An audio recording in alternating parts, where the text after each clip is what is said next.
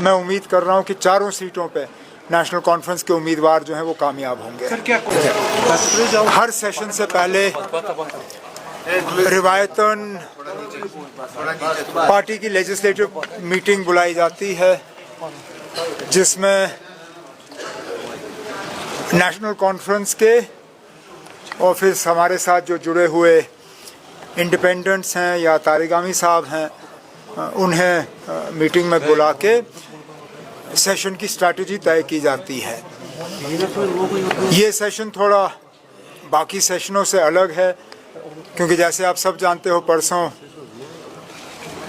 लगभग 10 साल के बाद दोबारा राज्यसभा के इलेक्शन जम्मू कश्मीर में होने जा रहे हैं, और उसके लिए स्ट्रैटेजी तय करना ताकि चारों सीटों पे नेशनल कॉन्फ्रेंस के उम्मीदवार कामयाब हों, उस सिलसिले में इस मीटिंग की अहमियत बढ़ गई।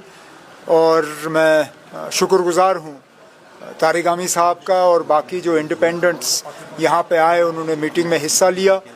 और जो मैं अपने मेंबरों में और हमारे जो साथी मेंबर हैं उनमें जो जोश व खरोश देखता हूँ, मैं उम्मीद कर रहा हूँ कि चारों सीटों पे नेशनल कॉन्फ्रेंस के उम्मीदवार जो हैं वो कामयाब होंगे। सर क्या कोई विक्ट्री कांग्रेस और वो आए नहीं?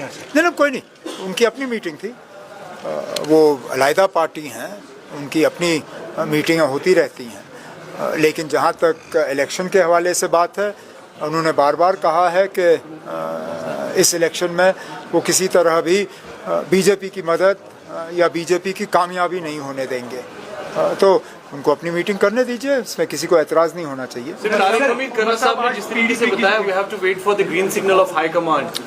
उनका अपना सिलसिला, उनका अपना तरीका होता है। उनकी पार्टी और हमारी पार्टी में इतना तो फ़र्क है कि उनकी जो यहाँ पे लीडरशिप है, उनको अपने हाईकमांड के सिग्नल का इंतज़ार करना होता है।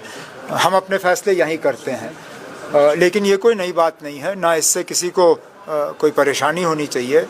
उनका हाईकमांड का भी सिग्नल तो ऐसा नहीं होगा जिससे कि बीजेपी को फ़ायदा हो। लेकिन जिस तरह नगरोटा की सीट के लिए भी, हालांकि वो लड़ने के लिए तैयार थे लोकल लेवल पे, लेकिन हाईकमांड के सिग्नल का इंतज़ार कर रहे थे। हाईकमांड ने वो सीट नेशनल कॉन्फ्रेंस के लिए छोड़ी और हमने अपना उम्मीदवार जो है मैदान में उतार दिया। सर, ये खबरें आ रही कि पीडीपी भी राजी हुई है नेशनल कॉन्फ्रेंस को सपोर्ट करने के लिए, क्या आपके पास इंफॉर्मेशन आई? हमारे एक कैंडिडेट शमी ओबरॉय साहब आज महबूबा मुफ्ती साहिबा से मिली और उन्होंने पार्टी के तरफ से गुजारिश की कि वो नेशनल कॉन्फ्रेंस के हक़ में वोट डाल के हमारे उम्मीदवारों को कामयाब करें।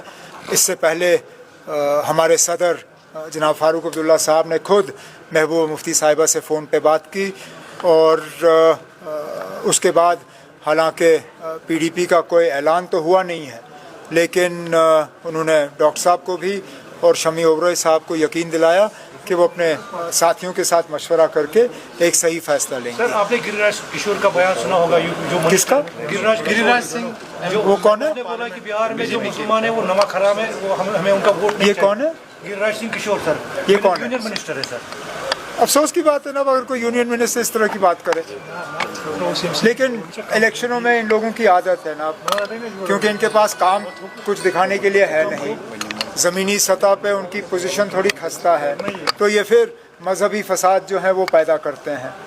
मज़हब, ये नमाज पढ़ने के बाद ये वहाँ गंगा जल से इलाके को धोने का काम करते हैं, मुसलमानों के ख़िलाफ़ इस तरह के बयान जारी किए जाते हैं। ये इलेक्शन में इन लोगों की आदत है। फिर ये वो लोग कहते हैं कि हम हर हिंदुस्तानी की नुमाइंदगी करते हैं।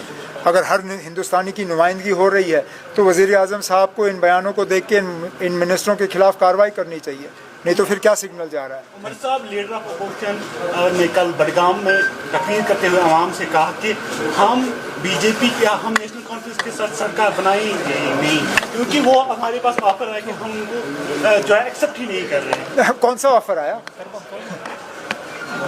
एलओपी साहब से पूछिए ना, ऑफर आया कहाँ से? क्योंकि हमने तो कोई ऑफर नहीं दी, और उनकी तरह हम मतलब छुप के काम करते नहीं हैं। अगर हमने कोई ऑफ़र करनी होती तो आप सबके सामने करते। कोई ऑफ़र आया नहीं, तो अब एलओपी साहब जब अपने अपने काम में ज़रा दिलचस्पी ज़्यादा दें और ये बेबुनियाद बयान जो हैं इनको अपने घर में ही रखें।